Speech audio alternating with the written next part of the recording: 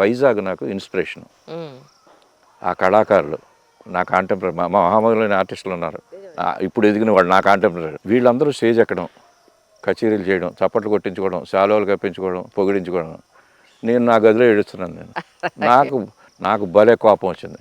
వీళ్ళందరూ ఇలా చేస్తుంటే నేను ఎందుకు చేయకూడదని చెప్పి ఉమ్, అనుకోకుండా ఈ అక్కడికి ఎక్స్పీరియన్స్ ఏమిటంటే ఏ సభ అయినా అది నాటకం అవ్వచ్చు, పొయిట్రీ కవి సమ్మేళనంలో వచ్చి దేనికి వెళ్ళినా నాకు కూడా స్కెచింగ్ ప్యాడ్ ఉంటుంది. ఓ, వాడు చేస్తున్న దానికి సభలో కూర్చొని బొమ్మలు వేసేవాడిని. బా, ఆ విచిత్రం ఒకసారి గాడిపెండ్ల బాలకృష్ణ ప్రసాద్ గారు ఈ మధ్యనే కాలం చేశారు.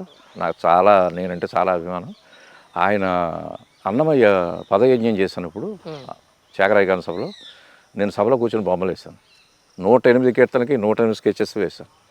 ఇప్పటికే ఆయన అంత ఫాస్ట్గా. అంత ఫాస్ట్. ఎందుకంటే మొన్న రీసెంట్గా తెలిసింది ఏంటంటే 38 సెకండ్స్లో నా స్పీడ్ ఉంటుంది పెయింటింగ్, లైన్ డ్రాయింగ్ 8 సెకండ్లో ఒక డ్రాయింగ్ వేసేయచ్చు. అవన్నీ చూసేటప్పటికి ఆ ఇన్స్పిరేషన్లు సభల్లో మన పేరణి కానీ ఆంధ్రనాట్యం కళాకృష్ణ గారి అమలాపురంలో ఉన్నప్పుడే ఇక్కడ డ్యాన్స్ జరుగుతోంది.